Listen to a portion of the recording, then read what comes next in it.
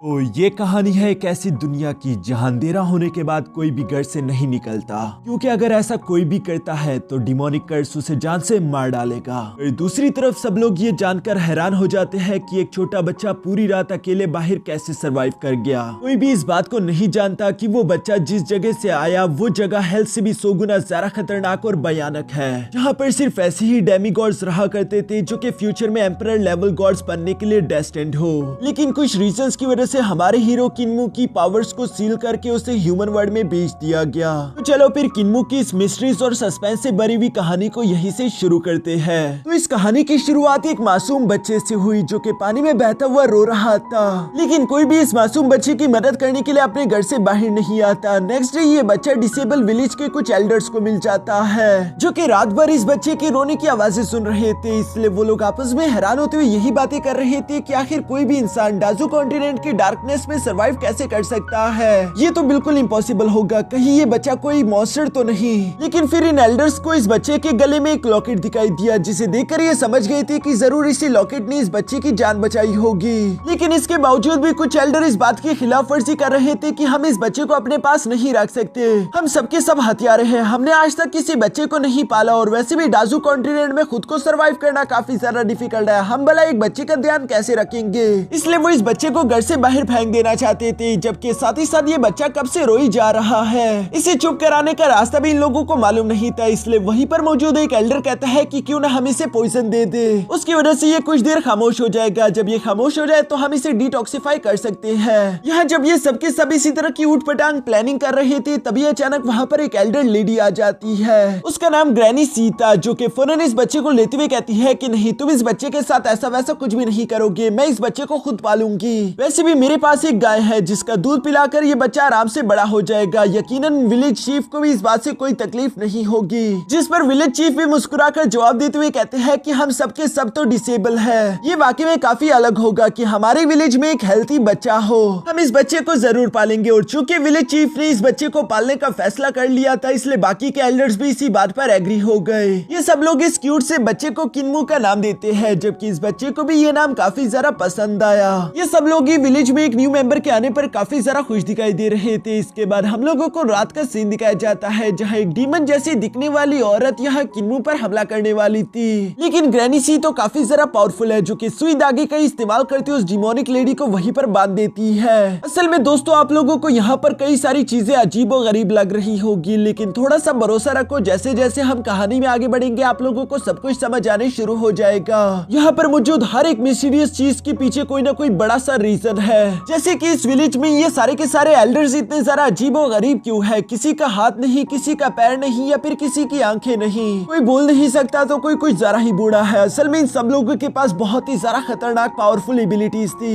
लेकिन साथ ही साथ ये लोग पास में बेरहम हथियारे भी थे, और किसी न किसी रीजन से ही ये लोग इसी डाजू कॉन्टिनेंट पर आए। डाजू कॉन्टिनेंट एक बहुत ही जरा मिस्टीरियस और खतरनाक जगह है, जहाँ पर हमारा हीरो किन्मू तो हर बार किस्मत के सहारे ही मुश्किलों से बचता बचाता कैसे तैसे ही बड़ा हो गया, वरना इन एल्डर्स को तो बच्चा पालने आता ही नहीं। लेकिन वक्त के साथ साथ इन सबके सब एल्डर्स को किन्मू से काफी जरा लगाव हो चुका है। किन्मू जो के बड़ा होने के बाद अभी भी काफी जरा शरारती और लापरवाह था। एक दिन तो उसने हद ही कर दी, वो जड़ी बूटियां इकट्ठा करते हुए बाहर ही सो गया, जहाँ सोते सोते उस पर रात हो जाती है। लेकिन किस्मत से जब उसने आंखें खोली तो वो अपने घर मौजूद था, क्योंकि ग्रैनी सी उसे ढूंढकर वापस घर ले आई थी, और वो इस वक्त किन्मू पर काफी जरा गुस्सा है। वो उसे डांटते हुए कहती है कि आखिर तुम ऐसा कैसे कर सकते हो, तुम रात के अंधेरे में विलेज से बाहर नहीं रुक सकते, मैंने कितनी बार मना किया है। जिस पर किन्मू भी माफी मांगते हुए कहता है कि मुझे माफ कर दीजिए, अगली बार ग्रैनी सी ऐसा नहीं होगा। ग्रैनी सी भी आखिर इस मासूम बच्चे से और कितना ही नाराज रह लेती, इसलिए वो उसे माफ कर देती है। इसके बाद हम लोगों को नेक्स्ट डे मॉर्निंग का सीन दिखाया गया, जहाँ किन्मू गाय को लेकर विलेज से बाहर जा रहा था, लेकिन जाने से पहले वो चीफ से सवाल करते हुए पूछता है कि आखिर इस विलेज से बाहर रात के अंधेरे में ऐसा है क्या जिससे सब लोग इतना ज्यादा डरते हैं। ये सुनकर चीफ उसे जवाब देते हुए कहता है कि तुम्हें ये सब जानने की कोई जरूरत नहीं, तुम्हारे लिए यही बात सबसे ज्यादा इंपॉर्टेंट होनी चाहिए कि हमारे इस विलेज के आसपास तुम्हें कुछ स्टैचूज दिखाई देते होंगे, यही स्टैचूज है जो कि हमें उस अंधेरे से प्रोटेक्ट करते हैं। किन्मू तो हैरान होकर उनसे सवाल पर सवाल करते हुए कहता है कि वैसे आखिर ये स्टैचूज आए कहां से और ये है क्या, जिस पर विलेज चीफ उसे जवाब देते हुए कहते हैं कि डाजू कॉन्टिनेंट बहुत ही ज्यादा मिस्टीरियस जगह है, जहाँ पर तुम जितने कम सवाल करोगे उतनी ही देर तक सरवाइव कर पाओगे। किन्मू भी उनकी बात सुनकर कहता है कि चीफ आप काफी ज्यादा बोरिंग हो, अच्छा मैं गाय को लेकर पहाड़ पर जा रहा हूँ, जिस पर ग्रैनी सी उससे कहती है कि याद रखना अंधेरे से पहले वापस जरूर आ जाना, जिस पर किन्मो भी हाँ में जवाब देते हुए वहाँ से चला गया। यहाँ ग्रैनी सी तो किन्मो के लिए काफी ज्यादा परेशान दिखाई दे रही थी। वो चीफ से कहती है कि किन्मो इतना जरा बड़ा हो गया लेकिन अभी तक उसने अवेकनिंग का कोई भी साइन शो नहीं किया। कहीं ऐसा तो नहीं कि किन्मो के पास कोई स्पिरिट बॉडी ही नहीं, अगर वो कोई नॉर्मल इंसान निकला तो वो कभी भी कल्टिवेशन नहीं कर पाएगा और ये किन्मो के लिए बिल्कुल भी अच्छा नहीं। अगर ऐसा है तो किन्मो इस डाजू कॉन्टिनेंट में सर्वाइव नहीं कर पाएगा। जो सुनकर वाइस चीफ यहाँ ग्रैनी सी से कहता है कि तुमने सही कहा, मैं आज से ही चारों स्पिरिट बीस्ट का ब्लड इकट्ठा करना शुरू कर देता हूँ, जिन्हें पीते ही शायद किन्मो का स्पिरिट बॉडी अवेक हो जाए। दूसरी तरफ सीन शिफ्ट होकर यहाँ किन्मो पर आ जाता है जो कि पहाड़ी पर अपनी गाय को लेकर आया हुआ था और वो अभी भी अंधेरे के बारे में सोच रहा था कि आखिर उस डार्कनेस में ऐसा है क्या जिससे लोग इतना ज्यादा घबराते हैं। तभी अचानक हम देखते हैं कि वहाँ एक स्टैचू को देखकर उसकी गाय काफी ज्यादा घबरा चुकी थी, जिसे फॉलो करते हुए किन्मो रोकने की कोशिश करता है। तभी अचानक वो गाय किन्मो से ही बातें करने लगी। वो किन्मो से कहती है कि किन्मो प्लीज मुझे बचा लो। ये सुनकर किन्मो हैरान होते हुए कहता है कि तुम आखिर बात कैसे कर सकती हो। दूसरी तरफ वो गाय लगातार किन्मो से यही कह रही थी कि किन्मो प्लीज मुझे तुम्हारी मदद चाहिए, मुझे बचा लो, मैं तुम्हारी माँ की तरह हूँ। इतने सालों तक मैंने तुम्हें अपना दूध पिलाया है, मेरी दूध से ही तुम बड़े हुए, प्लीज मेरी मदद करो। जो सुनकर किन्मो से सवाल करते हुए कहता है कि अच्छा वो तो ठीक है लेकिन ये बताओ कि आखिर मुझे तुम्हारी मदद कैसे करनी है। जिस पर वो गाय किन्मो से कहती है कि तुम्हें मेरे सर पर एक सिल्वर नीडल दिखाई दे रही होगी, प्लीज उसे मेरे सर से बाहर निकाल दो।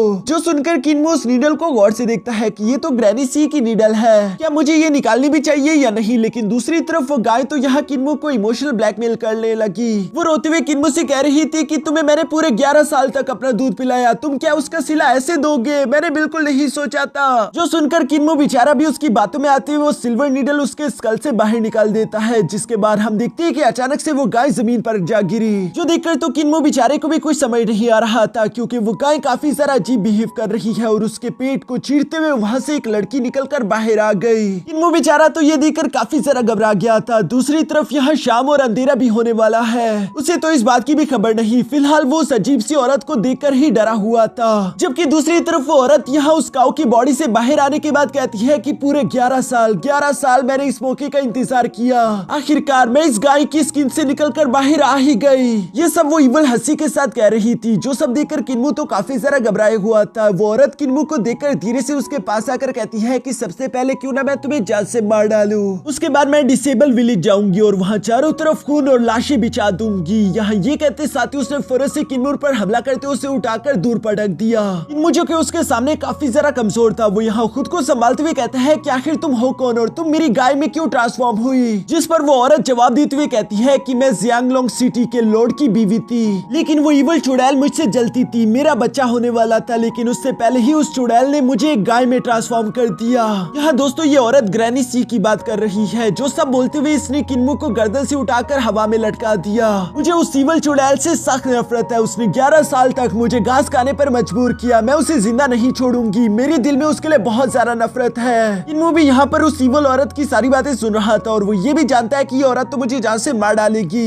इसलिए वो आवाज लगाते हुए कहता है कि ग्रैनी सी शुक्र है कि आप यहाँ पर आ गई। जो सुनकर वो लेडी जैसे ही डर के मारे पीछे देखती है तभी अचानक किन्मो ने इस मौके का फायदा उठाते हुए उसे लात मारकर खुद को छुड़वा दिया। जबकि दूसरी तरफ वहीं पर मौजूद एक डेविल फ्लावर भी फौरन से उस औरत को अपने मुंह में जगड़ लेता है, जिसकी वजह से ऐसा लग रहा था कि शायद वो डेविल फ्लावर इस औरत को जान से मार डालेगा। लेकिन दूसरी तरफ ये औरत तो काफी ज्यादा ताकतवर निकली। ये उस डेविल फ्लावर को चीरते हुए वापस से किन्मो के सामने आ गई, जहाँ इससे पहले कि ये दोबारा से किन्मो पर हमला कर पाती। तभी अचानक किन्मो कहता है कि ग्रैंडपा क्यूजी आखिरकार आप यहाँ पर आ गए। लेकिन इस बार ये इवल लेडी बेवकूफ नहीं बनने वाली थी। वो किन्मो पर हमला करते हुए कहती है कि मैं 2 बार तुम्हारी एक ही चाल में नहीं फंसूंगी। लेकिन इस बार ये कोई चाल नहीं थी, सच में ग्रैंडपा क्यूजी वहाँ पर आ गए थे, जो कि अपने स्टिक का इस्तेमाल करते हुए उस इवल लेडी को हिट करके उससे किन्मो से दूर हटा देते हैं। जो देखकर तो किन्मो भी ग्रैंडपा क्यूजी की तारीफ करते हुए कहते हैं कि वाओ ग्रैंडपा क्यूजी तो वाकई में काफी ज्यादा पावरफुल है। दूसरी तरफ ग्रैनी सी भी यहाँ पर ग्रैंडपा क्यूजी के साथ आई हुई थी, जो कि अपने सामने मौजूद उस इवल लेडी की तरफ देखते हुए कहती है कि तुम तो सिटी लॉर्ड की बीवी हो, जो कि 11 साल पहले ही मर जाने वाली थी, लेकिन तुम्हें तो किन्मो का शुक्रिया अदा करना चाहिए जो अब तक तुम जिंदा हो। जो सुनकर वो इवल लेडी यहाँ पर गुस्सा होकर अभी कुछ कहने ही वाली थी, लेकिन तभी अचानक ग्रैनी सी फौरन अपनी नीडल टेक्निक का इस्तेमाल करते उसे जान से मार डालती है। साथ ही साथ वो कहती है कि बेशक तुम्हारे हस्बैंड ने तुम पर जुल्म किया, लेकिन तुमने अपनी इवल टेक्निक का इस्तेमाल करते हुए पहले भी कई सारे लोगों को नुकसान पहुंचाया था। साथ ही साथ इस बार तुमने किन्मो को मारने की कोशिश करी, जिसके लिए मैं तुम्हें बिल्कुल भी माफ नहीं कर सकती। दूसरी तरफ किन्मो यहाँ पर उस औरत की डेड बॉडी की तरफ देखते देखते हुए कहता है कि ग्रैनी सी क्या इस बार ये सच में मर गई, जिस पर ग्रैंडपा क्यूसी उसे सर पर लाठी मारते हुए कहता है कि इमोशनल मत हो, ये डाजू का जंगल है जहाँ पर सिर्फ वही लोग सरवाइव कर सकते हैं जो कि ताकतवर हो। तुम ताकतवर नहीं थे लेकिन फिर भी मुश्किल से बच गए। जो कहती है ग्रैंडपा क्यूसी ने यहाँ पर उस इवल लेडी और काऊ की बॉडी को उठाकर फॉरेस्ट से पानी में फेंक दिया। दूसरी तरफ ग्रैनी सी किन्मू से कह रही थी कि आज का दिन तुम्हारे लिए काफी ज्यादा खास है क्योंकि आज के दिन तुम्हारी स्पिरिट बॉडी अवेकनिंग होगी। किन्मू बेचारे को तो पता ही नहीं था कि आखिर ये स्पिरिट बॉडी अवेकनिंग होता ही क्या है, लेकिन फिर भी वो अपनी ग्रैनी सी के साथ वापस से विलेज की तरफ रवाना हो गया।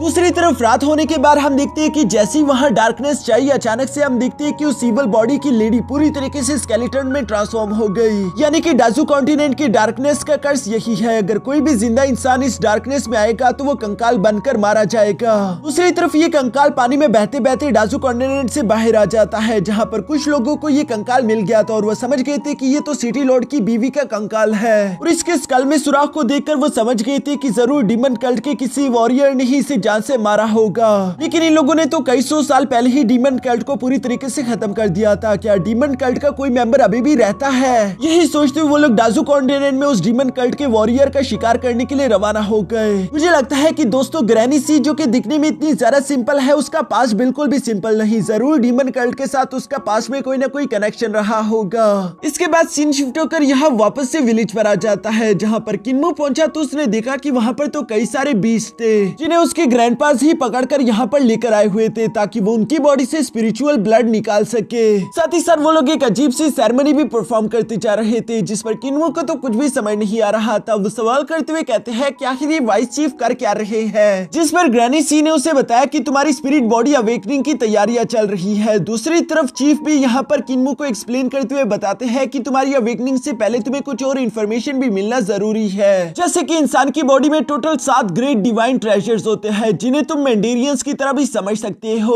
और हर मेंडेरियन के ऊपर एक तरह का सील यानी कि वॉल लगा होगा। फर्स्ट वाले मेंडेरियन को कहते हैं स्पिरिट एम्ब्रियो वॉल, सेकंड को कहते हैं सेलेस्टियल बीइंग वॉल। इसी तरह वो बाकियों के नाम भी लेते हुए कहते हैं कि 5 luminary wall, 6 conjugation wall, 7 star wall, divine bridge wall, life and death wall. हर एक कल्टिवेटर की जिम्मेदारी यही होती है कि वो इन वॉल्स को ब्रेक थ्रू करे, उसके बाद ही वो अपनी कल्टिवेशन को और ज्यादा इंक्रीज कर पाएगा। साथ ही साथ उस कल्टिवेटर को कुछ न्यू डिवाइन पावर्स भी मिलेगी, जो सुनकर अब किन्यू समझ गया था कि अच्छा तो आप लोग मेरे ग्रेट डिवाइन ट्रेजर्स हासिल करने में मदद कर रहे हो। जिस पर विलेज चीफ जवाब देते हुए कहते हैं कि हाँ तुमने सही कहा, जब तक हम उन वॉल को ब्रेक थ्रू ना कर दे तब तक तुम अपने स्पिरिट एम्ब्रियो को अवेकन नहीं कर सकते और अगर ऐसा ना हुआ तो तुम कल्टिवेशन भी आगे जारी नहीं रख पाओगे। ग्रैंडपा लोग इसको और ज्यादा अच्छे से एक्सप्लेन करते हुए बताते हैं कि असल में 2 तरह के लोग हैं। एक ऐसे लोग जिन्हें गॉड्स ने स्पेशली फेवर किया, वो लोग जब पैदा होते हैं तो उनका स्पिरिट एम्ब्रियो वॉल पहले से ही ब्रोकन होता है। हम नो के नो एल्डर उसी कैटेगरी में आते हैं, इसलिए हम लोगों के लिए कल्टिवेशन करना काफी ज्यादा आसान था। लेकिन यह दूसरी तरफ सेकंड कैटेगरी ऑर्डिनरी लोगों की है, जिनका स्पिरिट एम्ब्रियो वॉल ब्रोकन नहीं होता।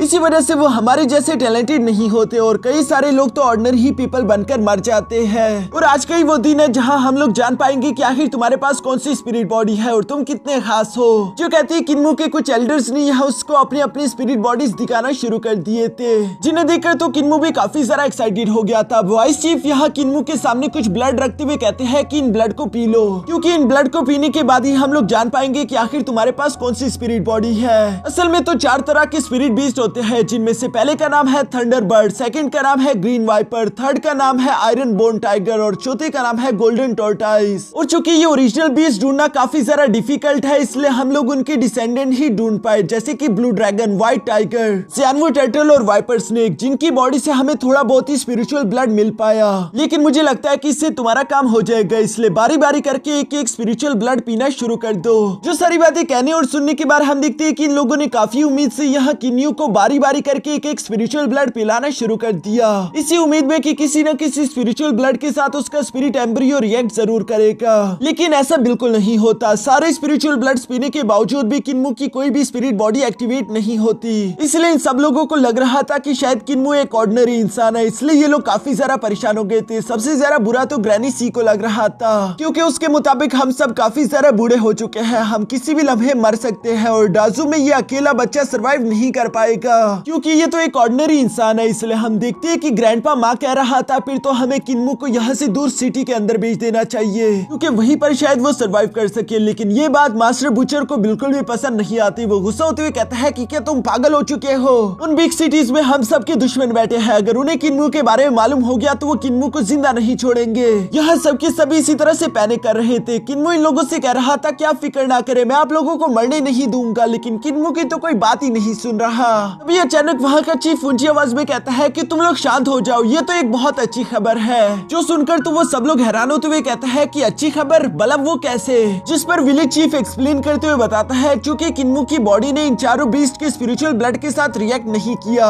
वो इसलिए क्योंकि किन्मू के पास एक ओवरलोड बॉडी है जो कि पूरी हिस्ट्री की सबसे ज्यादा पावरफुल बॉडी है, क्योंकि वो इन 4 स्पिरिट बॉडीज को कंबाइन करके बनती है। ये सुनकर तो वहाँ पर मौजूद सब लोग ही काफी जरा हैरान हो गए थे और वो लोग आपस में बातें करते हुए कहते हैं कि क्या सच में किन्मू के पास ओवरलोड बॉडी है? लेकिन ऐसी खतरनाक बॉडी के बारे में हम लोगों ने पहले क्यों नहीं सुना? जिस पर विलेज चीफ बताते हैं कि हाँ, क्योंकि ये बहुत ही ज्यादा रेयर है और इसीलिए इसे एक्टिवेट करने के लिए नॉर्मल स्पिरिचुअल ब्लड काफी नहीं होगा, बल्कि इसे एक्टिवेट करने के लिए बहुत सारा ट्रू स्पिरिचुअल ब्लड चाहिए। इसलिए जब तक हम लोगों को ओरिजिनल स्पिरिचुअल बीस्ट नहीं मिल जाते, हम उनके डिसेंडेंट्स को बार बार कैप्चर करके यहाँ किन्मू के सामने उसका ब्लड लाते रहेंगे। कभी न कभी तो वो उसकी बॉडी शायद एक्टिवेट हो ही जाए। यहाँ ये बात जानकर तो वो सारे के सारे एल्डर्स काफी ज्यादा जोश में आ चुके थे और वो किन्मू से कह रहे थे कि अब हम तुम्हें बहुत सारा स्पिरिचुअल ब्लड पिलाने वाले हैं। तुम इतना ज्यादा स्पिरिचुअल ब्लड पियोगे कि शायद तुम एक मोटे बच्चे बन जाओ, लेकिन जब तक तुम्हारी ये स्पिरिट बॉडी अवेकन ना हो जाए, हम तब तक तुम्हारा पीछा नहीं छोड़ने वाले।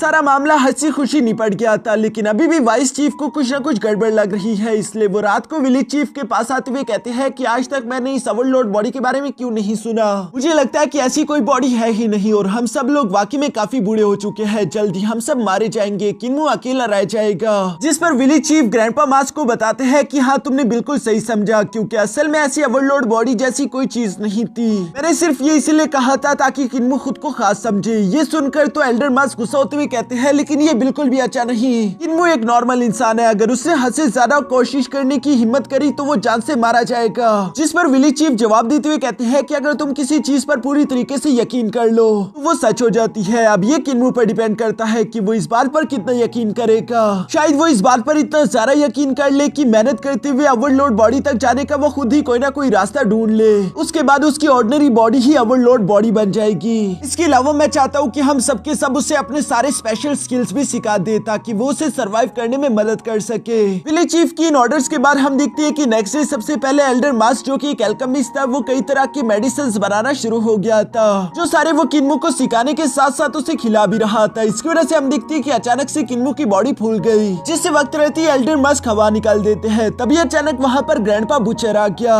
जो कि नाइफ चलाने में बहुत ही ज्यादा माहिर था, इसलिए वो किन्मू को अपने साथ लेकर जाते हुए उससे नाइफ टेक्निक सिखाना शुरू कर देता है। ग्रैंडपा बुचर की नाइफ टेक्निक इतनी ज्यादा कमाल की थी कि वो 1 मिनट के अंदर 900 से ज्यादा स्लैश टेक्निक्स लगा सकता है। किन्मू बुचर की ये नाइफ टेक्निक्स देखकर काफी ज्यादा इंप्रेस हो चुका था। इसके बाद हम देखते हैं कि वहाँ पर ग्रैंडपा माँ आ गया, जिनकी स्पेशल टेक्निक थी थंडर बॉक्सिंग। बेशक उनका एक हाथ नहीं था, लेकिन फिर भी वो काफी ज्यादा तेज थे। उनके पंचेस इतने ज्यादा खतरनाक है कि वो किसी की भी बॉडी से उसकी सोल तक को बाहर निकाल दे। किन्मू बेचारा तो टीचर माँ के साथ भी बॉक्सिंग प्रैक्टिस में काफी ज्यादा मार खा चुका था। इसके बाद हम देखते हैं कि वहाँ पर ग्रैंडपा क्यूजी आ गए, जिसका बेशक एक पैर नहीं था, लेकिन वो हवा से भी ज्यादा तेज भाग सकते हैं और साथ ही साथ उनकी बॉडी काफी ज्यादा लाइट हो जाती थी, जिसकी वजह से वो किसी हल्की चीज पर भी कदम रखते हुए उसके ऊपर फ्लोट कर सकते थे। किन्मू यहाँ पर इन लोगों की ये एबिलिटीज देखकर काफी ज्यादा इंप्रेस हो रहा था, लेकिन साथ ही साथ वो अपने मन में सोचता है कि मुझे ये बात समझ नहीं आ रही कि ग्रैंडपा क्यूजी कितने ज्यादा फास्ट है, लेकिन फिर भी उसकी ये लेग किसने काटी होगी, जबकि दूसरी तरफ टीचर माँ इतने अच्छे बॉक्सर है, फिर उनका हाथ किसने काटा होगा। जबकि साथ ही साथ मास्टर बुचर इतने अच्छा नाइफ चलाते हैं, लेकिन फिर उनकी बॉडी को बीच में से किसने काट दिया। इनके जो भी दुश्मन हो, मैं उन्हें जिंदा नहीं छोड़ूंगा, क्योंकि मेरे पास है ओवरलॉर्ड स्पिरिट बॉडी और उससे अवेकन करने के लिए चाहे मुझे 1000 गुना ज्यादा मेहनत क्यों ना करनी पड़े, लेकिन मैं मेहनत करूंगा और खुद को ताकतवर बनाऊंगा। ये सब कहते हुए किन्मू इससे पहले कि दोबारा से ट्रेनिंग करने के लिए जा पाता, तभी अचानक वहाँ पर विलेज चीफ आ गए, जो कि किन्मू से कहते हैं कि हर वक्त ट्रेनिंग करना भी जरूरी नहीं, जितनी ट्रेनिंग इंपॉर्टेंट है उतना ही ज्यादा रेस्ट भी इंपॉर्टेंट है, इसलिए थोड़ा सा आराम कर लो। जो सुनकर किन्मू भी यहाँ विलेज चीफ के साथ रवाना हो गया और हम देखते हैं कि विलेज चीफ किन्मू से कहते हैं कि मैंने जो तुम्हें मेरी स्पेशल टेक्निक सिखाई है, चलो उसे प्रैक्टिस करके शांति से ध्यान लगाओ। इस टेक्निक का नाम गाइडिंग सोल स्किल था, जिसका इस्तेमाल करते हुए किन्मू अपनी वाइटैलिटी को और ज्यादा स्ट्रॉन्ग कर सकता है। विलेज चीफ यहाँ किन्मू से कहता है कि तुम अपनी ओवरलोड बॉडी और इस टेक्निक के साथ एक बहुत ही ज्यादा महान इंसान बन सकते हो, बस एक बार तुम्हारी स्पिरिट एम्ब्रियो वॉल ब्रेक हो जाए। यहाँ इसके बाद हम देखते हैं कि किन्मू इसी तरह लगातार अपने बाकी के ग्रैंड पास के साथ भी प्रैक्टिस करता रहा और उससे बार बार स्पिरिट बीस्ट का ब्लड भी पिलाया जाता है, लेकिन अभी भी इन स्पिरिट ब्लड्स की वजह से किन्मो की स्पिरिट बॉडी अवेकन नहीं हो रही थी। और इसके बावजूद भी किन्मो अलग अलग तरीके से फाइट करना, स्पेशल टेक्निक सीखना और लगातार मेहनत करना नहीं छोड़ता। जबकि साथ ही साथ हर रोज किन्मो यहाँ विलेज चीफ की सिखाई हुई गाइडिंग स्किल का भी इस्तेमाल करते हुए खुद की बॉडी को और ज्यादा स्ट्रॉन्ग बनाने की कोशिश करता है। और यहाँ गाइडिंग सोल स्किल को इतने ज्यादा एक्सट्रीम लेवल पर कल्टीवेट करने की वजह से उसकी बॉडी अब काफी ज्यादा ताकतवर हो चुकी थी। एल्डर मस्क भी काफी ज्यादा हैरान थे। वो यही सोच रही थी कि अगर एक बार किन्मो ने अपनी स्पिरिट एम्ब्रियो वॉल को ब्रेक कर लिया, पता नहीं उसके बाद उसकी ताकत कितनी इंक्रीज होगी। हो सकता है कि आने वाले फ्यूचर में ये हम सब के सब एल्डर्स को पीछे छोड़ दे। अब इसी तरह से दिन, हफ्ते और महीने गुजरते गए और कड़ी ट्रेनिंग की वजह से अब किन्मो भी महसूस कर पा रहा था कि पहले से उसकी बॉडी काफी ज्यादा ताकतवर हो चुकी। वो अपनी बॉडी में एनर्जी का फ्लो भी अच्छे से महसूस कर पा रहा था, लेकिन उसे ये समझ नहीं आ रहा था कि आखिर उसे और कितनी ट्रेनिंग करनी होगी इससे पहले कि उसकी ओवरलोड बॉडी एक्टिवेट हो सके।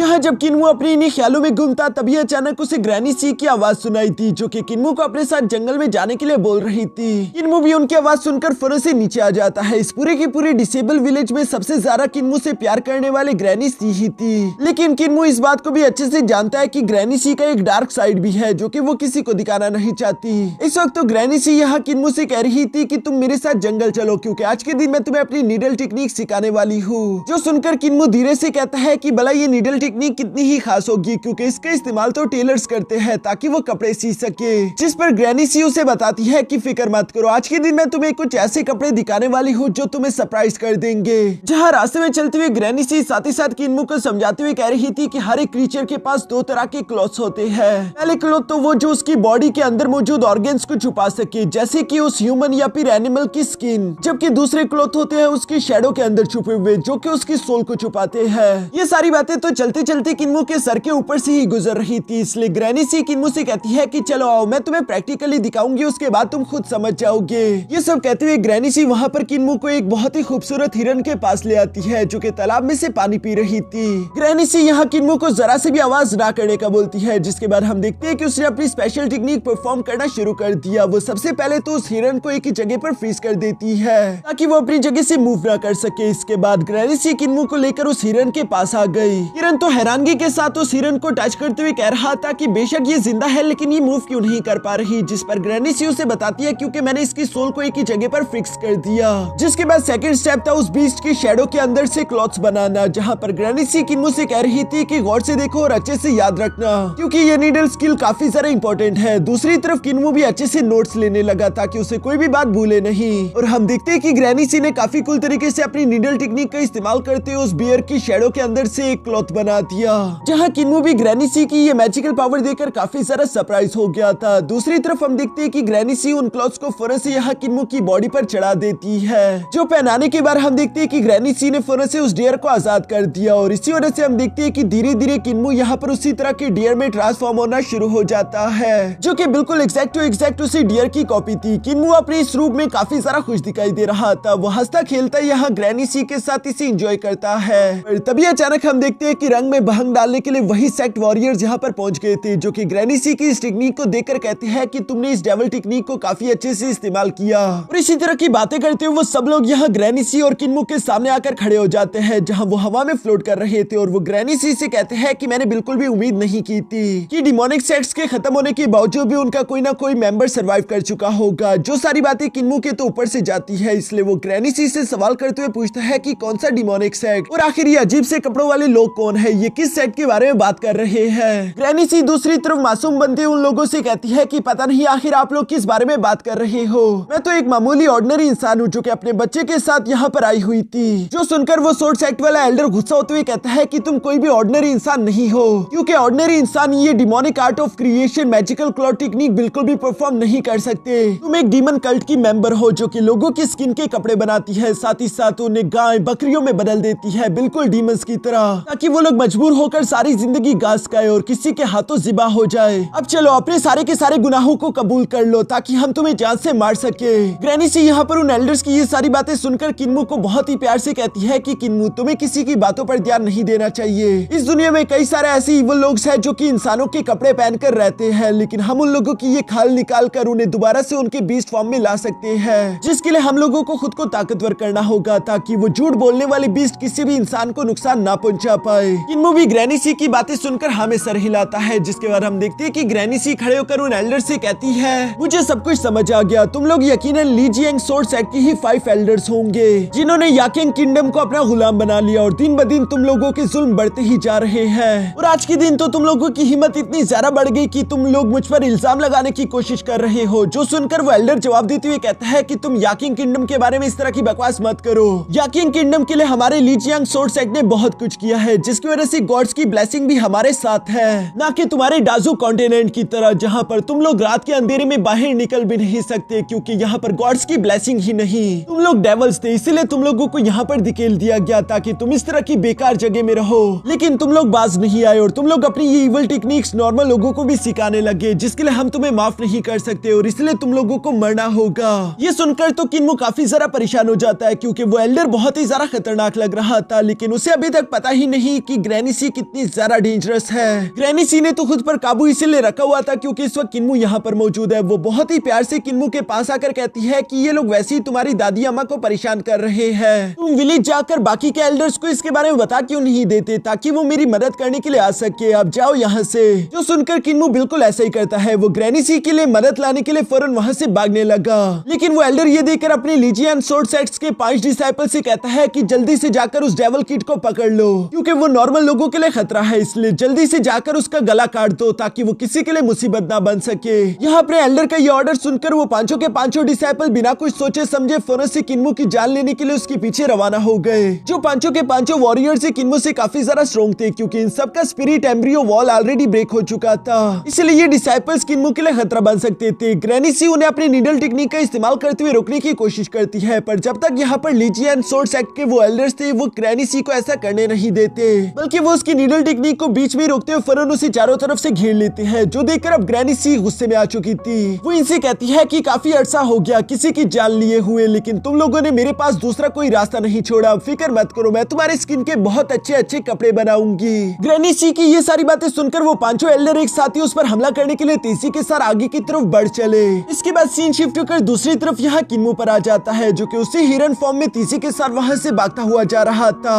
ताकि वो जल्द से जल्द वापस से अपने डिसेबल एल्डर विलेज पहुंच जाए। लेकिन यहाँ पर हम देखते हैं कि वो पांचों के पांचों डिसाइपल्स भी किन्मो को लगातार तेजी के साथ फॉलो कर रहे हैं, जिनकी कुंफू टेक्निक्स काफी ज्यादा बेहतर थी। किन्मो उन्हें देखकर अपने मन में सोचता है कि ये लोग भी मास्टर क्यूसी की तरह पानी पर भाग सकते हैं, लेकिन साथ ही साथ उसी पीछे की तरफ मौजूद ग्रैनी सी की फिक्र भी हो रही थी। वो जल्द से जल्द इन लोगों से अपना पीछा छुड़ाकर वापस से एल्डर्स के पास जाना चाहता था ताकि वो अपने बाकी के ग्रैंडपास को ग्रैनी सी की मदद करने के लिए बुला सके। और ये सब तो सिर्फ किन्मो को लग रहा था कि ग्रैनी सी मुश्किल में होगी, असल में तो यहाँ ग्रैनी सी के सामने वो 5 एल्डर्स कुछ भी नहीं थे। वो अकेले ही उन्हें अपनी नीडल टेक्निक का इस्तेमाल करते हुए हैंडल कर रही थी, जो देखकर उनका लीडर भी अपने मन में सोच रहा था कि मानना पड़ेगा ये डेविल औरत काफी ज्यादा खतरनाक है, इसकी टेक्निक्स की वजह से अब तक हम इसे जान से नहीं मर पाए, वरना मुझे आज तक किसी को भी मारने में इतना समय नहीं लगा। दूसरी तरफ किन्मो जो कि यहाँ पर इन 5 डिसाइपल से भागने की कोशिश कर रहा था, अचानक से उनकी नजर खुद जैसे ही कुछ हिरन्स पर पड़ गई, इसलिए वो अपने मन में प्लानिंग करते हुए कहता है कि मुझे उन हिरन्स के बीच में जाकर खुद को गायब करना होगा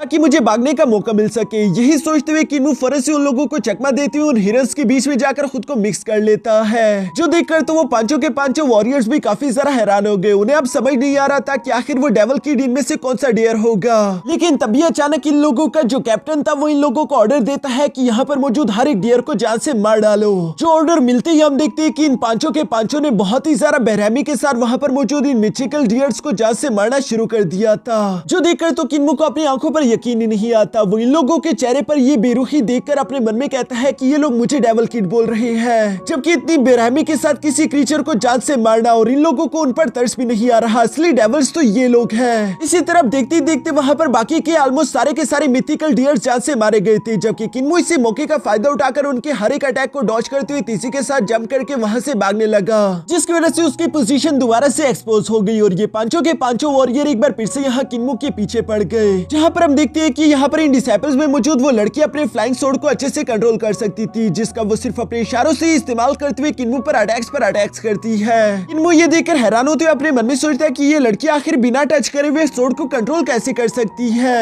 लगता है कि इन लोगों की टेक्निक्स भी काफी ज्यादा एडवांस है, लेकिन यहाँ पर हम देखते हैं कि किन्मो अभी उन लोगों के बीच में घिर चुका था। पर अच्छी बात तो ये थी कि एक डियर बहुत ही ज्यादा फास्ट होता है, इसलिए किन्मो उन लोगों के अटैक्स को डॉज करते हुए दोबारा वहाँ से निकल गया गया, जहाँ रास्ते में चलते हुए किन्मू अपने मन में कहता है कि बेशक ये डियर वाला फॉर्म फास्ट तो है, लेकिन ये इतना ज्यादा फ्लेक्सिबल नहीं। लगता है कि मुझे वापस से अपनी ओरिजिनल बॉडी में आना होगा। जहाँ पर हम देखते हैं कि किन्मू जानबूझकर उस लड़की की तरफ भागता है ताकि वो सोर्ड से जैसे किन्मू पर हमला करे, तभी अचानक किन्मू जंप करते हुए उसी की सोर्ड का इस्तेमाल करते खुद के इस कपड़ों को फाड़ देता है। जहाँ डियर के कपड़े फटने के बाद किन्मू फर्नेस से उस बॉडी के अंदर से निकलते हुए भागने की कोशिश करता है। ये देखकर वो लड़की भी हैरान होते हुए फर्नेस से अपनी सोर्ड का इस्तेमाल करते हुए किन्मू पर हमला कर चुकी। जिस अटैक से तो किन्मू बाल बाल बचा, लेकिन अब किन्मू को समझ आ जाता है कि अच्छा तो ये लड़की अपने सोर्ड को इसलिए कंट्रोल कर पा रही थी क्योंकि उस पर एक बहुत ही ज्यादा पतला धागा लगा हुआ है, जो कि सिर्फ गौर करने पर ही नजर आएगा। और ये धागा बहुत ही ज्यादा पतला है, जिसकी मदद से वो अपनी सोर्ड को इतने अच्छे से कंट्रोल कर पा रही थी। लेकिन उसके होश तो तब उड़े जब अचानक से वो लड़की 10 से भी ज्यादा सोर्ड्स को कंट्रोल करने लगी थी।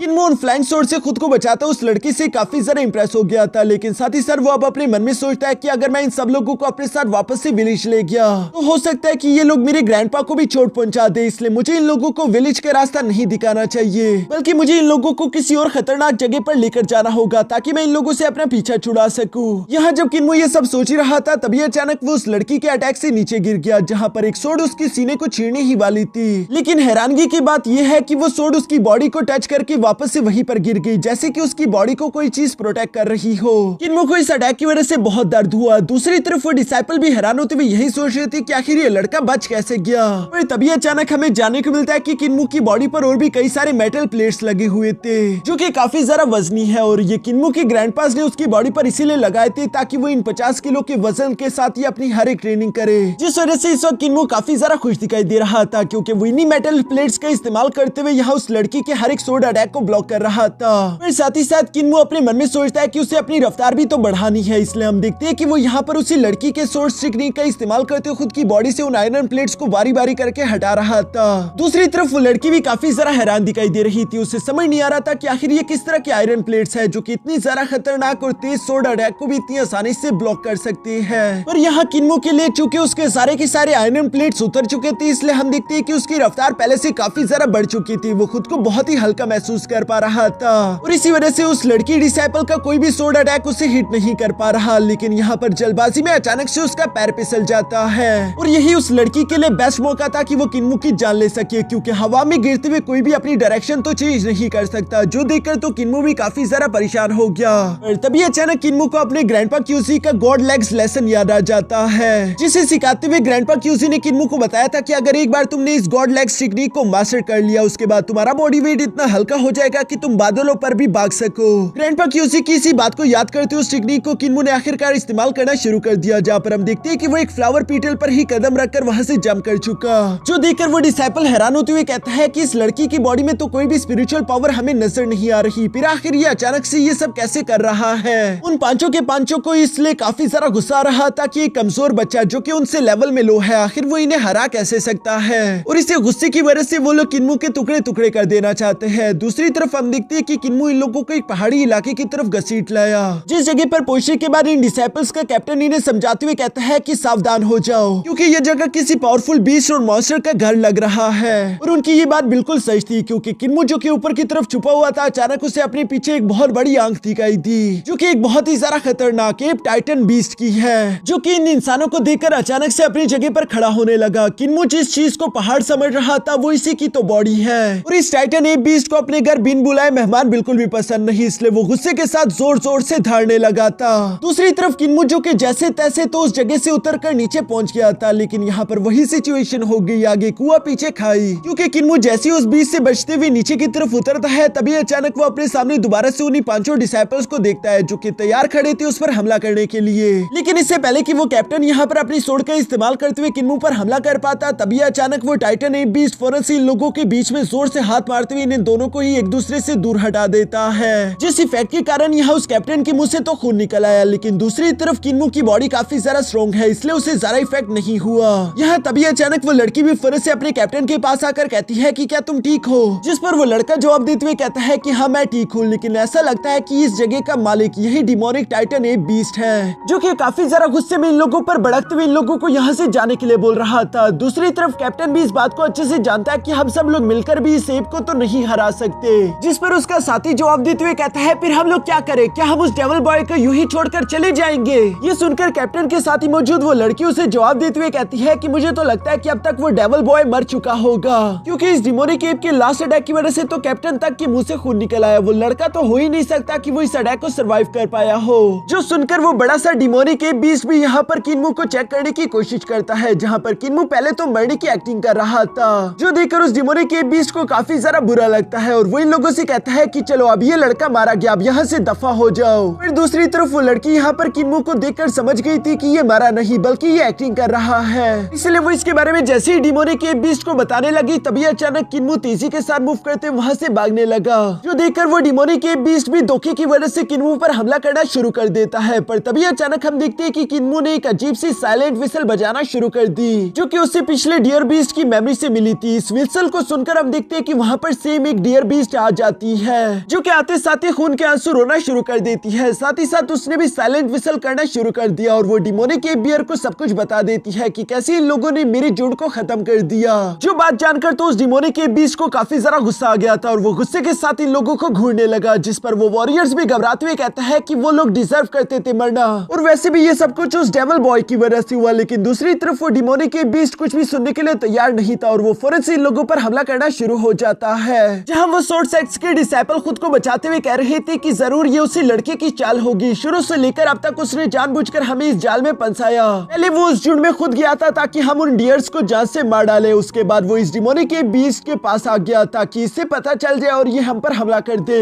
जो बात असल में कुछ हद तक सच भी थी, क्योंकि किन्मू यही सब प्लान कर रहा था और साथ ही साथ उसे अब ग्रैनी सी की फिक्र भी होने लगी थी, क्योंकि वो खुद का पीछे इन डिसाइपल से तो छुड़वा चुका, लेकिन अब जल्द से जल्द उसे अपने बाकी के ग्रैंडपास के पास जाना होगा ताकि वो लोग ग्रैनी सी की मदद कर सके। पीछे की तरफ हम देखते हैं कि ग्रैनी सी जो कि उन 5 एल्डर्स के साथ फाइट कर रही थी, उससे उल्टा किन्मू की फिक्र हो रही है, क्योंकि ये 5 एल्डर्स वहाँ से ग्रैनी सी को किन्मू के पीछे जाने भी नहीं दे रहे थे। और अचानक ही हम देखते हैं कि लीडर के हुक्म पर बाकी के चारों ने भी मिलकर वहाँ पर एक powerful sword elemental formation create करना शुरू कर दी, जिसका इस्तेमाल करते हुए इन लोगों ने अपने मल्टीपल सोर्ड्स का इस्तेमाल करते हुए ग्रैनी सी पर हमला करना शुरू कर दिया। ग्रैनी सी भी दूसरी तरफ अपनी नीडल टेक्निक का इस्तेमाल करते हुए उनमें से कई सारे अटैक्स को तो ब्लॉक कर लेती है, पर चूंकि वो काफी ज्यादा थक चुकी थी इसलिए अचानक ही हम देखते हैं कि कुछ सोर्ड्स उनका सीना छींटते हुए अचानक से उनकी बॉडी के आर पार हो गए, जो देखकर तो वो पांचों एल्डर्स बहुत ही ज्यादा खुश हो जाते हैं कि आखिरकार हमने कर दिखाया। पर अचानक ही उन लोगों को एक बहुत ही बड़ा झटका लगा, क्योंकि वो तो सिर्फ एक जाल था जो कि ग्रैनी सी ने इन लोगों के लिए बचाया है। असली ग्रैनी सी तो तेजी के साथ इन सब लोगों के पीछे बहुत ही फास्टली मूव करते हुए इन पर अपने नीडल अटैक चल देती है, जिसका इस्तेमाल करते हुए इन पांचों के पांचों एल्डर्स को हवा में लटका देती है। यहाँ पर उनका लीडर सवाल करते हुए कहता है कि आखिर तुमने ये कैसे किया?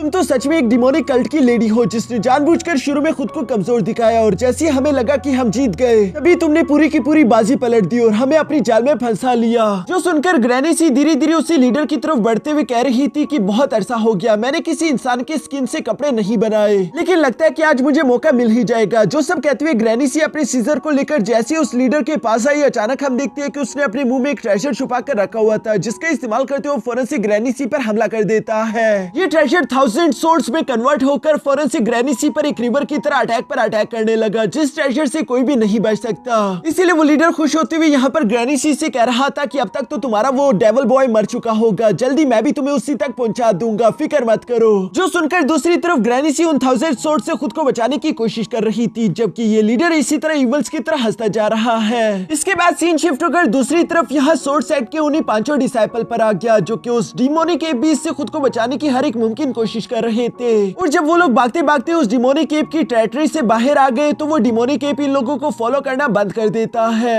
ये लोग यहाँ पर अपनी जान बचाकर काफी ज्यादा खुश हो गए, पर साथ ही साथ इन्हें बहुत ही ज्यादा गुस्सा आ रहा था कि एक बच्चे ने इन्हें जाल में फंसा दिया, इसीलिए ये लोग किसी भी हाल में उस बच्चे की जान लेना चाहते हैं। जो सुनकर वो लड़की जवाब देते हुए कहती है कि फिक्र मत करो, वो चाहे जितना मर्जी दूर चला जाए वो हमसे बच नहीं पाएगा, क्योंकि मैंने उस पर अपने मैजिकल सिल्क से टैग किया हुआ है, वो जहाँ पर मर्जी जाए मैं उसे ट्रैक कर लूंगी। और यहाँ पर भी बिल्कुल ऐसे वही लोगों को किन्मू की लोकेशन मिल गई थी, जिसकी वजह से ये लोग एक बार फिर से किन्मू के पीछे रवाना हो गए। दूसरी तरफ किन्मू जो कि भागते भागते उन लोगों से काफी ज्यादा दूर निकल चुका था, वो अपने मन में कह रहा था कि आजकल के लोग कितने कमीने हैं, क्योंकि देखो तो सही मुझे डेविल बुलाने वाले ये शरीफ इंसान कितनी बेरहमी के साथ मासूम डियर बीस्ट का कत्ल कर सकते हैं, जैसे कि इन लोगों को कोई भी फर्क नहीं पड़ता। ये सब सोचते हुए अचानक से किन्मू के सामने एक बहुत बड़ा फ्लाइंग बीस्ट आ जाता है, जो कि फिलहाल उड़ने की तैयारी कर रहा था क्योंकि अंधेरा होने वाला है। जो देखकर दूसरी तरफ किन्मू ने भी फौरन से उसी बीस्ट को फॉलो करना शुरू कर दिया और भागते भागते वो अपने मन में सोचता है कि ये बिल्कुल भी अच्छा नहीं हुआ, उन पांचों के साथ उलझते हुए मुझे काफी जरा समय लग गया।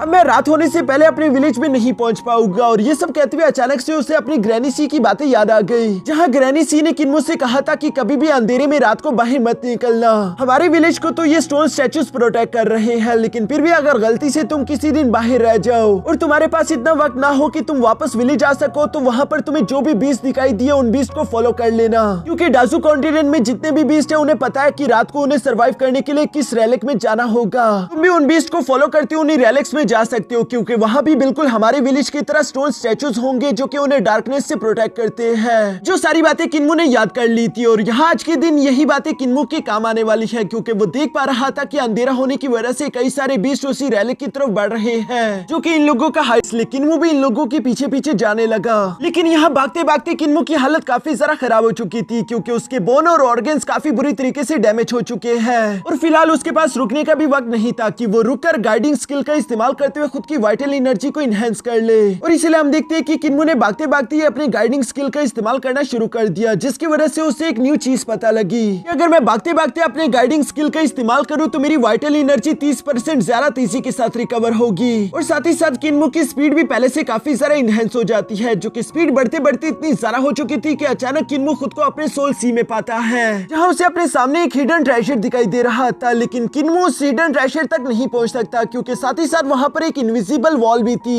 जिस पर किन्मो अपनी सारी एनर्जी को इकट्ठा करते हुए पानी की लहर की तरह इस्तेमाल करते हुए हमला करने की कोशिश करता है। लेकिन वो इनविजिबल दीवार टूटने का नाम ही नहीं ले रही थी। इस इनविजिबल दीवार को देखकर किन्मो को काफी जरा हैरानगी हुई। फिर उसे अपने चीफ एल्डर की बात याद आई, जिन्होंने किन्मो को बताया था कि हर एक कल्टीवेटर की बॉडी में टोटल 7 ग्रेट डिवाइन ट्रेजर्स होते हैं, जो कि उसकी बॉडी के अलग अलग पार्ट्स में मौजूद होंगे। इन्हें हासिल करने के लिए सबसे पहले तुम्हें उन वॉल्स को तोड़ना होगा जो कि इसके आसपास मौजूद है। सबसे पहले ग्रेट डिवाइन ट्रेजर को हासिल करने के लिए तुम्हें स्पिरिट एम्ब्रियो वॉल को ब्रेक करना होगा, जो कि तुम्हारे फोरहेड में मौजूद है। लेकिन किन्मो उस इनविजिबल वॉल को ब्रेक नहीं कर पा रहा था और अचानक ही हम देखते हैं कि वहाँ पर एक अजीब सा मंत्र पढ़ने शुरू हो गया, जिन मंत्रों वाली आवाजों की वजह से किन्मो की सोल सी अजीब से रिएक्ट कर रही थी। किन्मो खुद भी हैरान होकर यही सोच रहा था कि आखिर ये आवाजें है क्या और यहाँ पर ये सब चल क्या रहा है। इसके बाद सीन शिफ्ट होकर पीछे की तरफ मौजूद ग्रैनी सी पर भी आ जाता है, जहाँ पर हम देखते हैं कि उसने अपनी सीजर का इस्तेमाल करते हुए पूरे 6832 सोर्ड्स को तोड़ दिया था, जो देखकर तो उस सोर्ड सेट के एल्डर को बिल्कुल भी अपनी आंखों पर यकीन नहीं आ रहा था। वो कहता है कि ये बिल्कुल इम्पॉसिबल है, इतनी क्लोज रेंज में इतनी सारी सोर्ड्स को डॉज करना और साथ ही साथ उन्हें तोड़ना। डाजू कॉन्टिनेंट में ऐसा कोई भी नहीं जो ये काम कर पाए। आखिर बताओ कि तुम हो कौन। यहाँ पर उस लीडर की एक सोर्ड तो ग्रैनी सी की पीठ में लग चुकी थी, जिसे ग्रैनी सी जब हटाने की कोशिश करती है तो उसके अंदर से हवा निकलने लगी। इसीलिए वो एल्डर समझ जाते हैं कि अच्छा, यानी कि ये तुम्हारी असली बॉडी नहीं है बल्कि तुमने किसी और की स्किन पहन रखी है। जबकि साथ ही साथ हमें ग्रैनी सी की बदलती हुई आवाज भी सुनाई दी, जो कि एक जवान लड़की की लग रही थी।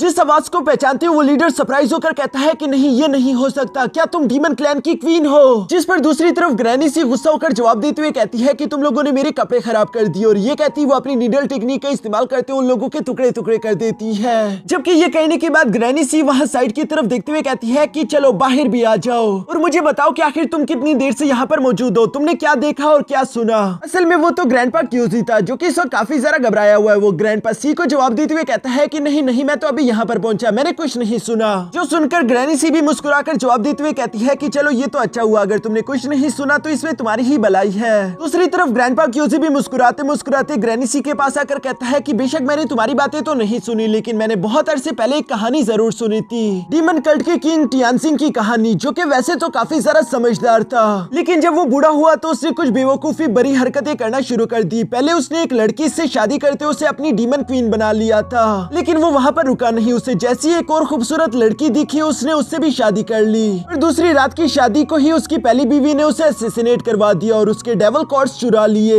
जिसके बाद से ही वो डीमन क्वीन लापता है और डीमोनिक सेक्ट्स लगातार उसकी तलाश कर रही है, लेकिन किसी को भी उसके बारे में कोई मालूमात नहीं मिली। ग्रैंडपा क्यूजी की ये सारी बातें सुनकर ग्रैनी सी भी मुस्कुराकर जवाब देते हुए कहती है कि वैसे जब मैं जवान थी तो ऐसी सेम एक कहानी के बारे में मैंने भी सुना था। वो एक सबसे महान चोर की कहानी थी जो कि बहुत ही ज्यादा तेज था। उसने खुद की लेग्स को इतना हार्डली ट्रेन किया था कि वो गॉड्स के लेवल पर पहुंच जाए। वैसे तो उसकी रफ्तार को कोई भी मैच नहीं कर सकता था, लेकिन एक दिन उसने एम्परर की यांग किंगडम डिस्क चुराने की कोशिश करी, और ये बात जब एम्परर को मालूम हुई तो उसने धोखे से उस आदमी को पकड़कर उसकी एक गॉडली लेग काट डाली। लेकिन वो चोर रुका नहीं, बल्कि वो वहाँ से कैसे तैसे खुद की जान बचाकर निकल गया, और साथ ही साथ एम्परर की डिस्क ऑफ यांग भी गायब थी। मैंने सुना है कि उस चोर की वो लेग अभी भी एम्परर के पास है। वो इंतजार कर रहा है कि कब वो चोर उससे दोबारा मिले ताकि वो उसकी लेगो से वापस कर सके। जो सब कहते हुए ग्रैनी सी वहाँ से धीरे धीरे जाने लगी। इसलिए मास्टर क्यूसी वहाँ उसके पास आते हुए कहता है कि देखो देखो, हम सबके कुछ न कुछ तो राज है, लेकिन हम चूंकि एक ही विलेज से बिलोंग करते हैं इसलिए हमें एक दूसरे का ख्याल रखना चाहिए। और फिक्र मत करो, आज के बाद से मैं अंधा भी हूँ और मैं बोल भी नहीं सकता,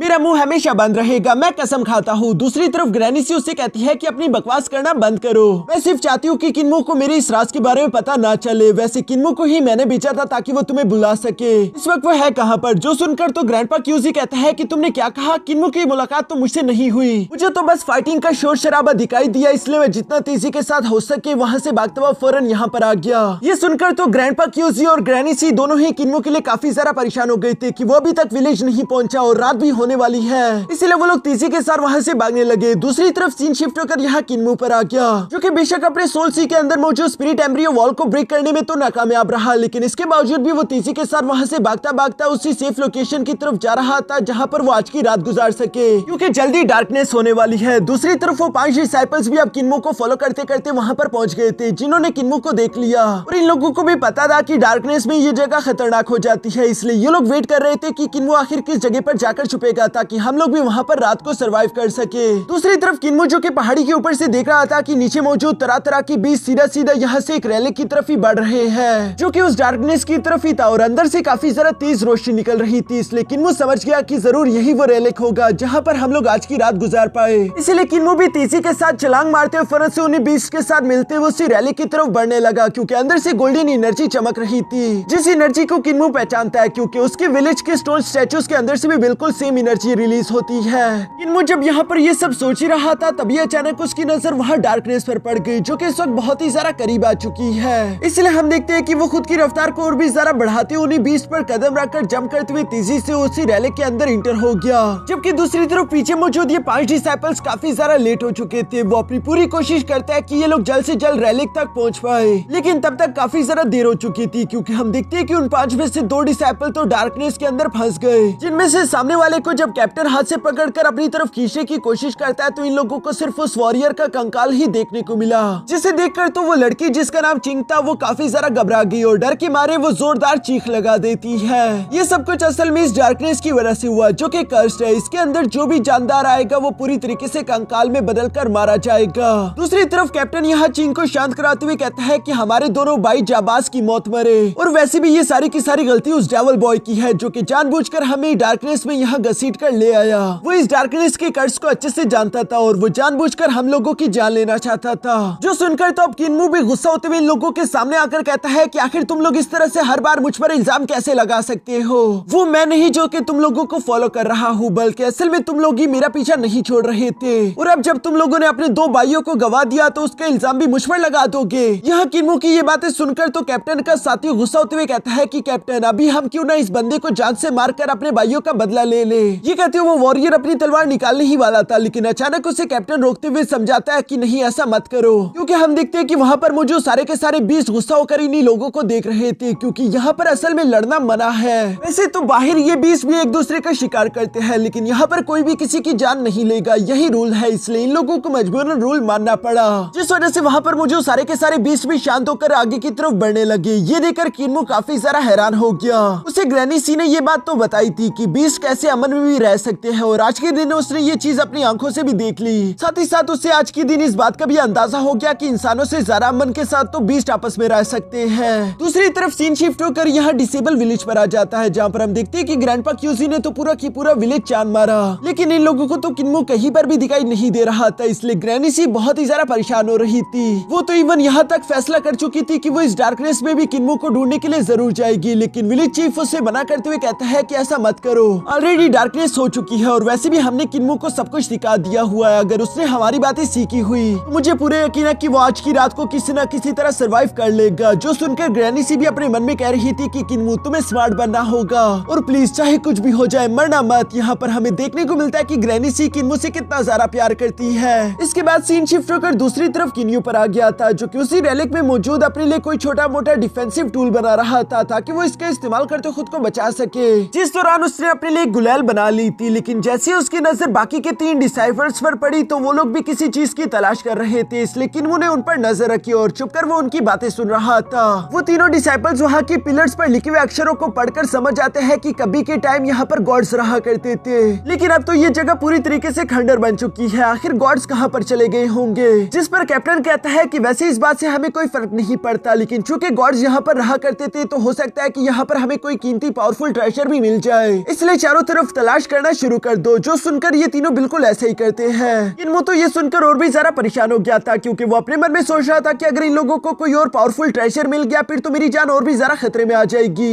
यहाँ किन्मो ये सब सोचते हुए अभी परेशान हो ही रहा था, तभी अचानक हम लोगों को चिंग की एक दोबारा से चीख सुनाई देती है, जो सुनकर तो कैप्टन और उसका दूसरा पार्टनर भी तेजी के साथ भागते हुए फौरन से वहाँ पर आ गए और वो सवाल करते हुए कहते हैं कि चिंग क्या हुआ। तभी अचानक इन लोगों को अपने सामने बहुत सारे स्केलेटन्स देखने को मिलते हैं, जो कि बिल्कुल एक सेम पैटर्न में बैठे हुए मेडिटेशन कर रहे थे। इन्हें ये समझ नहीं आ रहा था कि आखिर ये सारे के सारे लोग मरे कैसे होंगे, क्योंकि ये सारे स्केलेटन्स तो बन गए, इनकी मौत की वजह क्या होगी और ये लोग आखिर एक जगह पर एक साथ ऐसे क्यों बैठे हुए होंगे। लगता है जिस भी चीज ने इन्हें मारा होगा उसने बिल्कुल भी इन्हें पलक झपकने का टाइम तक नहीं दिया होगा। किन्मो भी इन लोगों पर दूर से नजर रख रहा था, लेकिन दूसरी तरफ हम देखते हैं कि इन तीनों डिसाइपल्स ने देखा कि वहाँ पर मौजूद जितने भी स्केलेटन्स हैं उनके हाथों में कई सारे कीमती ट्रेजर्स मौजूद थे। जो ट्रेजर्स देखकर चिंग अपने कैप्टन से कहती है कि बिग ब्रदर ये देखो यहाँ पर इतने सारे ट्रेजर्स मौजूद है और इन सब में से ये गोल्डन कलर का पर्ल काफी ज्यादा कीमती लग रहा है। मुझे नहीं लगता कि हमारे पूरे सेट में भी इतने ज्यादा कीमती ट्रेजर्स मौजूद होंगे, इसकी कीमत तो मिलियंस में हो सकती है। हम लोग अगर ये ट्रेजर्स लेकर वापस चले गए तो हम लोग बहुत ज्यादा अमीर हो जाएंगे, इवन कि अपना सेट तक शुरू कर सकते हैं। यहाँ इन तीनों के दिल में लालच आ चुकी थी, जबकि कैप्टन भी कहता है कि लगता है कि आज गॉड्स हम पर कुछ ज्यादा ही मेहरबान है, और साथ ही साथ उसे थोड़ा बहुत डर भी लग रहा था, इसलिए वो अपने दूसरे साथी से कहता है कि जाओ और वो डिवाइन पर्ल लेकर मेरे पास आ जाओ, जो ना चाहते हुए भी उस लड़के को यहाँ कैप्टन की बात माननी पड़ी। दूसरी तरफ हम देखते हैं कि किन्मो को तो ये सब देखकर बहुत ही ज्यादा गुस्सा आ रहा था।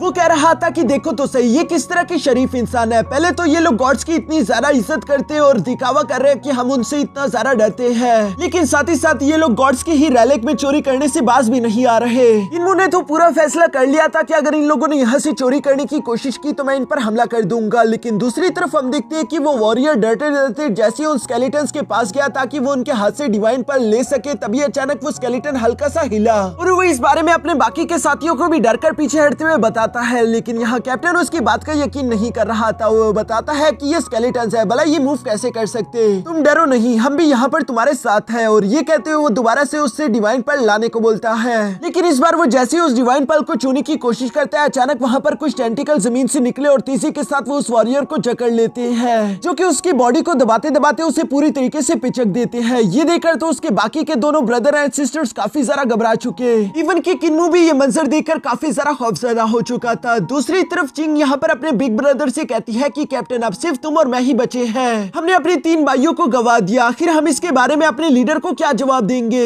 जिस पर कैप्टन जवाब देते हुए कहता है कि हम यही बताएंगे कि हमने उस डेविल किड को पकड़ने की कोशिश करी, लेकिन उस डेविल किड ने हमारे 3 साथियों को जान से मार डाला, वो हद से ज्यादा ताकतवर निकला। जो सुनकर किन्मो दूसरी तरफ अपने मन में सोचता है कि ये कितने बड़े कमीने हैं, पहले तो इन लोगों ने ट्रेजर्स के लिए अपने भाइयों की जान गंवा दी और साथ ही साथ ये लोग खुद को बचाने के लिए सारा के सारा इल्जाम भी अब मुझ पर डाल रहे हैं। मेरा दिल तो करता है कि मैं इन दोनों को भी जान से मार डालूं, लेकिन अफसोस की बात की वो इनका कैप्टन थोड़ा सा ज्यादा ताकतवर है, मुझे नहीं लगता कि मैं उसे अकेले हरा पाऊंगा, लेकिन अगर किसी तरह से मैंने अपना स्पिरिट एम्ब्रियो वॉल ब्रेक कर लिया तो शायद मैं उसके लेवल के बराबर आ जाऊं और उसे हराने का कोई तरीका भी मुझे मिल जाए। यहाँ जब किन्मो ये सब सोच रहा था तभी अचानक उस रेलिक में दोबारा से हलचल होना शुरू हो गई, और ये सब किसी और की वजह से नहीं बल्कि उस डार्कनेस में मौजूद डीमंस की वजह से हो रहा था, जो कि इस गॉड्स की रेलिक के अंदर घुसने की कोशिश कर रहे थे। पर तभी अचानक वहाँ पर इन डीमंस का कर्स गॉड आ जाता है, जो कि साइज में तो काफी जरा बड़ा था, इसलिए वो आसानी के साथ रेलिक के दरवाजे को पार करके अंदर आ जाता है। चिंग तो उसे देखकर पूरी तरीके से घबरा गई थी और वो हैरान होते हुए कहती है कि आखिर ये है क्या।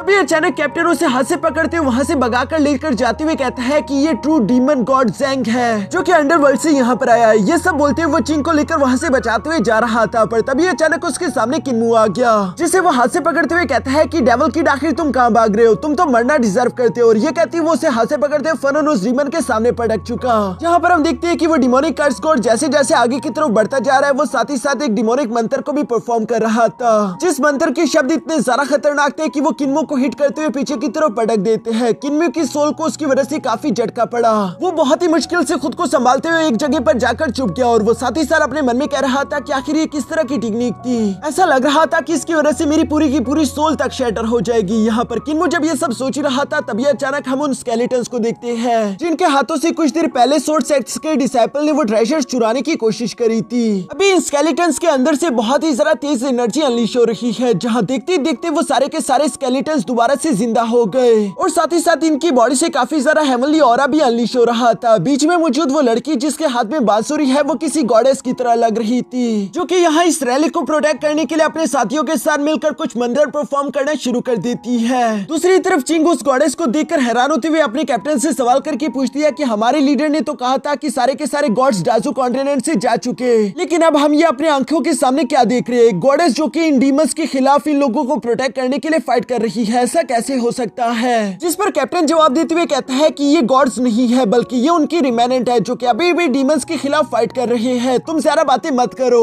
हम देखते हैं कि वो गॉडेस हेवनली डिवाइन मंत्र का इस्तेमाल कर रही थी ताकि वो दूसरी तरफ उन डीमंस को यहाँ से दूर रख सके, जबकि दूसरी तरफ से वो डीमन गॉड्स की स्पिरिट भी बिल्कुल डिमोनिक मंत्र का इस्तेमाल कर रही थी और इसी तरह एक तरफ से डिमोनिक मंत्र और एक तरफ से हेवनली गॉड्स के मंत्र एक दूसरे से टकरा रहे थे। यह हेवनली डिवाइन गॉड्स के मंत्र सुनकर किन्मो अपने मन में सोचता है कि आखिर ये कैसे हो सकता है। ये मंत्र तो बिल्कुल वैसे ही सेम मंत्र है जो कि मेरे स्पिरिट एम्ब्रियो वॉल को प्रोटेक्ट कर रहा है। लगता है कि मैं कोई डीमन हूँ जिसे गॉड्स ने सील करके रखा हो। मुझे लगता है कि यही सही मौका है अपने स्पिरिट एम्ब्रियो वॉल को ब्रेक करने का। इसलिए वो इन दोनों मंत्र्स के बीच में जाकर बैठ जाता है, जहाँ एक साइड पर तो उससे डिमोनिक मंत्र जाकर हिट कर रहे थे और दूसरी तरफ से उसे हेवनली गॉड्स के मंत्र हिट कर रहे थे। किन्मो बीच में बैठा कल्टीवेशन तो कर रहा था, पर साथ ही साथ उसे ये सवाल भी सताया जा रहा है कि क्या वो कोई डीमन है, जिस पर वो खुद को समझाते हुए कहता है कि नहीं, मुझे मेरे ग्रैंडपास ने बताया कि मैं कोई डीमन नहीं बल्कि एक इंसान हूँ और मुझे उन पर पूरा यकीन है। जो कहती है किन्मो यहाँ पर गॉड्स के मंत्र को परफॉर्म करते हुए अपनी सारी एनर्जी इकट्ठा करके उस वॉल को एक जोरदार पंच करता है, लेकिन वो इस वॉल को ब्रेक नहीं कर पाता, उल्टा वो हिट होते हुए थोड़ा सा इंजर्ड हो जाता है। बाहर की तरफ से चिंग और कैप्टन भी ये सारा नजारा होता हुआ देख रहे थे और उन्हें अपनी आंखों पर बिल्कुल भी यकीन नहीं आ रहा कि आखिर ये बात पॉसिबल कैसे है। एक मामूली सा लड़का डीमंस और गॉड्स दोनों के मंत्र को हैंडल कर रहा है और उसकी बॉडी डिस्ट्रॉय भी नहीं हो रही।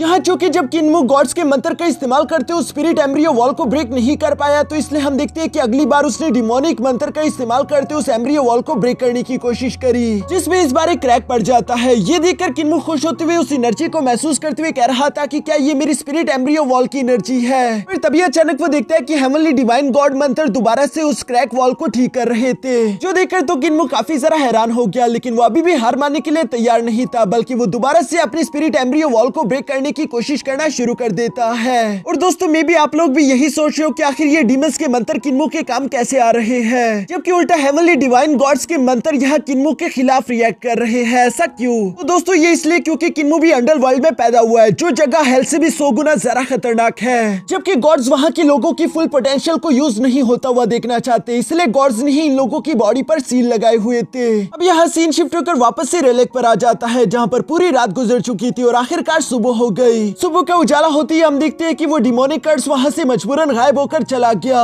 जबकि दूसरी तरफ वो गॉडेस जो कि पूरी रात इस रेलेक को प्रोटेक्ट करती रही, वो भी दोबारा से स्केलेटन में ट्रांसफॉर्म हो जाती है। इनमें तो सबसे पहले उस गॉडेस का शुक्रिया अदा करता है क्योंकि आज की रात वो उसी गॉडेस की वजह से सरवाइव कर पाया, जबकि दूसरी तरफ सुबह होने की वजह से यहाँ सारे के सारे बीस्ट भी रेलेक से बाहर की तरफ जाने लगे। लेकिन दूसरी तरफ कैप्टन और चिंग अपने हथियार निकालते हुए फौरन से किन्मो पर उसे तानते हुए कहते हैं कि अब बताओ, अब तो सुबह हो गई, आखिर इस वक्त तुम बचकर कहाँ जाओगे, तुम्हारा टाइम खत्म हुआ। जो सुनकर किन्मो उन्हें जवाब देते हुए कहता है कि क्या तुम दोनों को मालूम नहीं कि रैली के अंदर फाइट करना मना है, और अगर तुम लोगों ने यहाँ पर मुझसे फाइट करने की कोशिश की तो ये सारे के सारे बीस्ट तुम्हारे दुश्मन बन जाएंगे। जिस पर चिंग उसे जवाब देते हुए कहती है कि आंखें खोलकर देखो, अब सुबह हो चुकी है, सारे के सारे बीस्ट यहाँ से जा रहे हैं, मैं अब हमसे कोई भी इस वक्त प्रोटेक्ट नहीं करेगा। किन्मो भी असल में इस बात को अच्छे से जानता था और वो ये भी जानता है कि मैं अकेले इन दोनों से फाइट नहीं कर सकता, इसलिए वो फौरन से स्मोक बॉम्ब का इस्तेमाल करते हुए वहाँ चारों तरफ दुआ कर देता है ताकि वो इन बीस्ट के साथ यहाँ से बाहर भाग सके। और किस्मत से उसके ये प्लान काम भी कर गया, लेकिन पीछे की तरफ कैप्टन और चिंग यहाँ किन्मो को यूं भागता हुआ नहीं देख सकते थे, क्योंकि वो जानते थे कि अगर आज के दिन वो लोग यहाँ पर किन्मो का सर अपने मास्टर के पास ना लेकर गए तो उनके मास्टर बहुत ही ज्यादा डिसअपॉइंट होंगे, उन्हें किसी भी हाल में यहाँ इस डेविल बॉय को तो मारना ही होगा। इसलिए हम देखते हैं कि कैप्टन मिस चिंग से कहता है कि जाओ, तुम उससे बस कुछ भी करके बीच से जरा दूर हटा दो,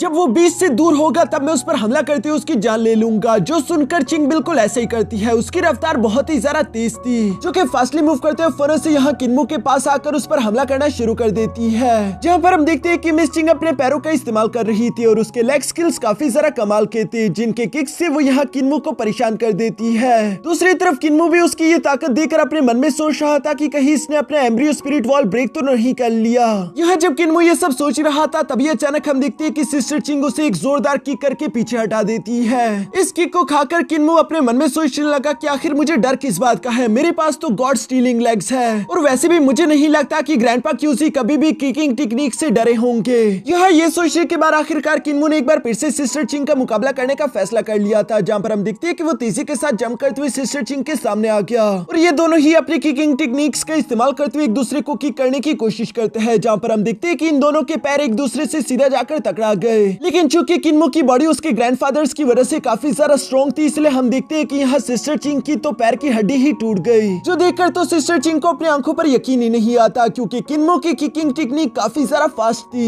साथ ही साथ हम देखते हैं कि वो यहाँ पर अपने फ्लाइंग स्वॉर्ड टेक्निक का इस्तेमाल करते हुए किन्मो पर पीठ पीछे हमला करने की कोशिश करती है, लेकिन किन्मो ने उस अटैक को भी आसानी के साथ डॉज कर लिया था। और सिर्फ यही नहीं बल्कि वो मिस चिंग के मुंह पर एक जोरदार लात मारते हुए उससे बीस्ट के हजूम में गिरा देता है, जो देखकर कैप्टन को लग रहा था कि अब तो मिस चिंग मर चुकी होगी और ये उसी की बेवकूफी की वजह से हुआ क्योंकि वो इतनी ज्यादा ताकतवर नहीं है, जबकि वो खुद को स्ट्रॉन्ग समझता था। लेकिन वो ये बात भी एडमिट करता था कि इस डेविल बॉय की किकिंग स्किल्स वाकई में कमाल के हैं, इसलिए मुझे जरा सावधान रहना होगा। और ये कहते ही कैप्टन ने तीसी के साथ यहाँ अपने सोर्ड्स को लेकर किन्मो पर हमला करना शुरू कर दिया, जहाँ वो लगातार अपने फ्लाइंग सोर्ड्स का इस्तेमाल करते हुए किन्मो पर हमला करने की कोशिश करता है। दूसरी तरफ हम देखते हैं कि किन्मो भी खुद को उन फ्लाइंग सोर्ड से बचाने के लिए लगातार उन बीच पर यहाँ वहाँ जंप्स करता जा रहा था। साथ ही साथ वो अपने मन में सोचता है कि किन्मो के पास कई सारे फ्लाइंग सोर्ड्स वेपन्स है, अगर मुझे इसका मुकाबला करना है तो मुझे भी किसी न किसी वेपन की जरूरत पड़ेगी, खाली हाथ तो मैं इसका मुकाबला नहीं कर सकता। और ये सोचती है किन्मो को यहाँ पर अपने ग्रैंडपा जिया की बात याद आ गई, जिन्होंने किन्मो को बताया था कि अगर तुम अपनी एनर्जी को किसी भी चीज के अंदर इन्फ्यूज कर दो तो तुम उस चीज को अपने लिए वेपन की तरह इस्तेमाल कर पाओगे।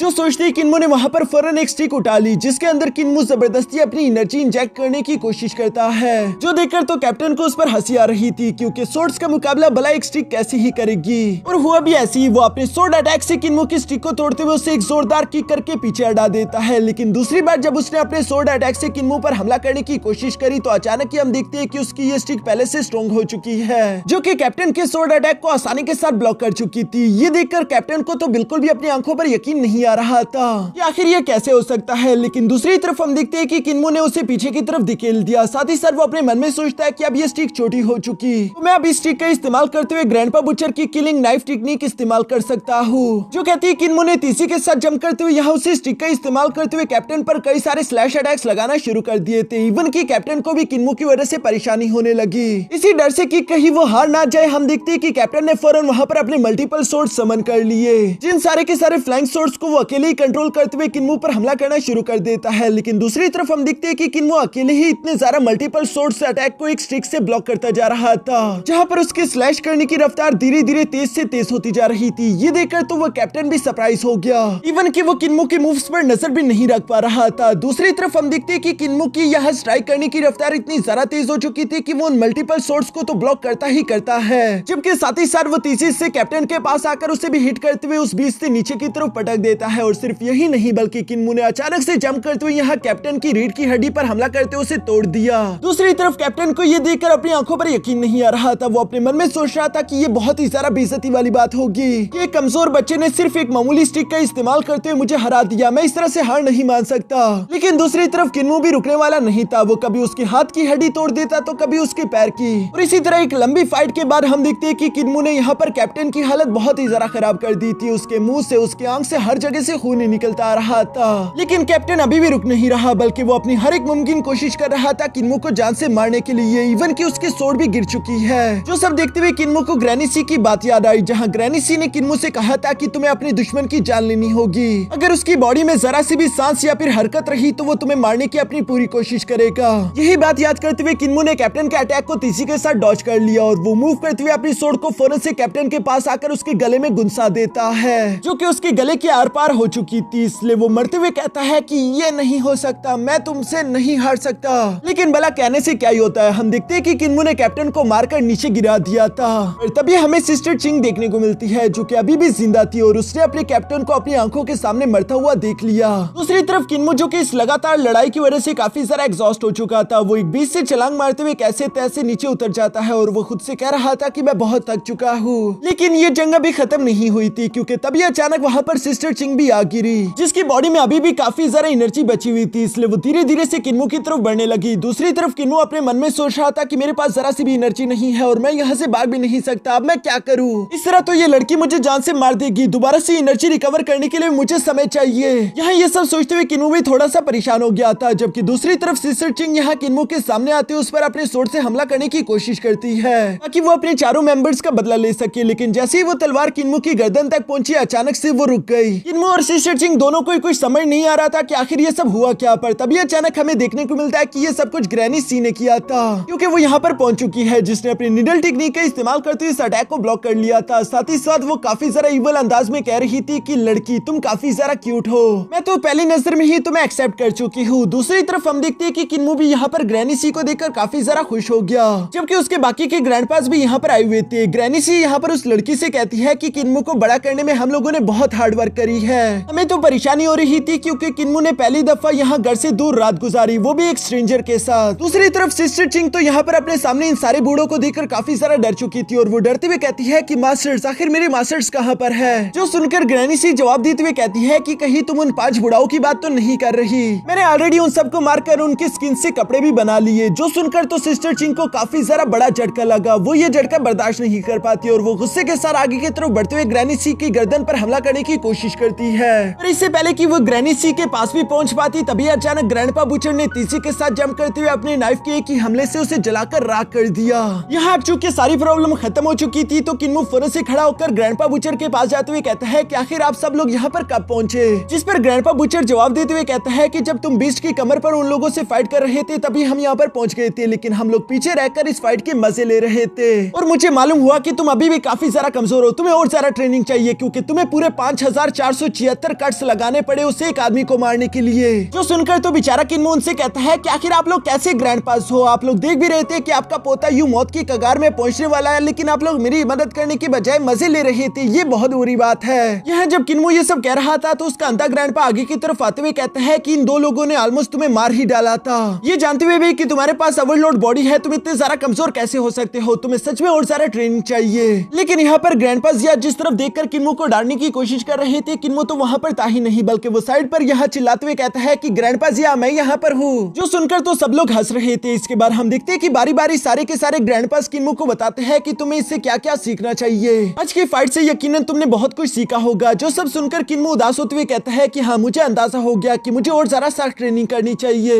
लेकिन ग्रैनी सी यहाँ किन्मो पर ज्यादा दबाव नहीं डालती, बल्कि वो किन्मो से कहती है कि वैसे तुमने काफी अच्छा परफॉर्म किया, ये जानते हुए भी कि तुम्हारी कल्टीवेशन उन लोगों से लो है, लेकिन इसके बावजूद भी तुम घबराए नहीं, बल्कि डटकर उनका मुकाबला किया और उन्हें जान से भी मार डाला। इवन कि तुम अभी तक जिंदा हो और उनमें से कोई नहीं। तुम्हें खुद पर प्राउड होना चाहिए। वैसे भी एक न एक दिन तुम अपनी ओवरलोड बॉडी तो एक्टिवेट कर ही लोगे, उसके बाद यकीनन तुम गॉड्स में से सबसे ज्यादा पावरफुल गॉड बनोगे। जो सुनकर किन्मो एक बार फिर से एक्साइटेड होते हुए कहता है कि हाँ मैं जरूर अपनी ओवरलोड बॉडी एक्टिवेट करूंगा, उसके लिए चाहे मुझे जो मर्जी करना पड़े। और ये कहती है किन्मो फौरन से ग्रैंडपा मस्क के पास आकर उससे सवाल करते हुए कहता है कि क्या आपके पास स्पिरिट बीस्ट ब्लड है, जिसे किन्मो लेकर फौरन से पी जाता है। और ये करने के बाद वो विलेज चीफ को बताता है कि विलेज चीफ क्या मैं आपको बताऊं कि मैंने अपने गाइडिंग स्किल को एक न्यू तरीके से इस्तेमाल करना सीख लिया, जिससे मैं अपनी कल्टीवेशन और अपनी एनर्जी रिकवरी और ज्यादा फास्ट कर सकता हूँ। ये सुनकर ग्रैनी सी सवाल करते हुए पूछती है कि वो कैसे? इस पर किन्मो जवाब देते हुए कहता है कि भाग कर प्रैक्टिस करते हो। और ये कहती है किन्मो ने तेजी के साथ भागना शुरू कर दिया, जबकि साथ ही साथ वो अपने गाइडिंग स्किल को भी प्रैक्टिस कर रहा था। और इसी वजह से हम देखते हैं कि उसकी सारी की सारी एनर्जी दोबारा से रिकवर हो रही थी।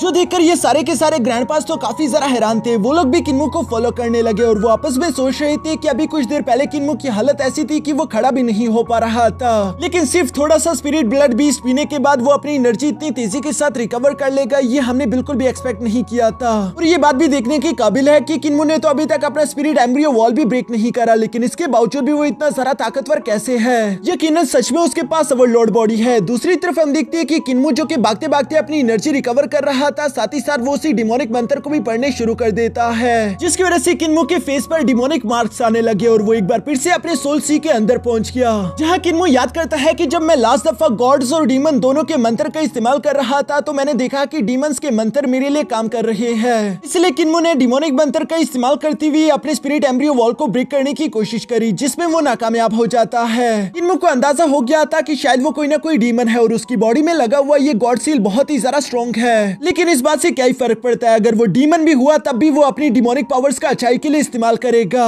लेकिन फिलहाल अभी के लिए किन्मो अपने मन में सोच रहा था कि उसे कुछ न कुछ करके अपने इस डिमोनिक मंत्र को और भी ज्यादा ताकतवर करना होगा ताकि मैं स्पिरिट एम्ब्रियो वॉल को ब्रेक कर सकूं। यही कहते हुए किन्मो के मन में एक जबरदस्त आइडिया आ गया। वो अपने मन में सोचता है कि क्यों ना मैं भागते भागते गाइडिंग स्किल और साथ ही साथ इस डिमोनिक मंत्र तीनों का एक साथ इस्तेमाल करूं, इससे शायद मेरा काम बन जाएगा। जो कहते हैं किन्मो बिल्कुल ऐसे ही करने लगा और इसी वजह से हम देखते हैं कि किन्मो ने वहां पर पानी में एक बहुत बड़ा एनर्जी ब्लास्ट कर दिया था, जिसे दूर से विलेज चीफ भी देखकर हैरान होते हुए कहते हैं कि आखिर वो क्या था। ऐसी एनर्जी तो मैंने गॉड्स और डीमंस की जंग में ही महसूस करी है। और इसी के साथ हमारा ये एपिसोड यहीं पर खत्म हो गया। दोस्तों इसका नेक्स्ट पार्ट भी ऑलरेडी मैंने लॉन्ग वीडियो में अपने सेकंड चैनल पर अपलोड कर दिया है, जिसका लिंक नीचे आप लोगों को डिस्क्रिप्शन में मिल जाएगा, तो जाकर उसे भी चेकआउट कर लो। और आगे से ये सारी की सारी सीरीज हमारे अली एक्सप्लेन चैनल पर ही आएगी। मैं इसे लास्ट तक आप लोगों के लिए एक्सप्लेन तो करने वाला हूँ, लेकिन इस सीरीज को अपने एक्सप्लेनर अली ओमेगा पर एक्सप्लेन नहीं कर सकता, क्योंकि संडे के दिन यहाँ पर रिनीगेड इमोर्टल आती है। तो जाओ और इसका सेकंड पार्ट भी जाकर देख लो और कमेंट करके बताओ कि आप लोगों को ये सीरीज कैसे लगी।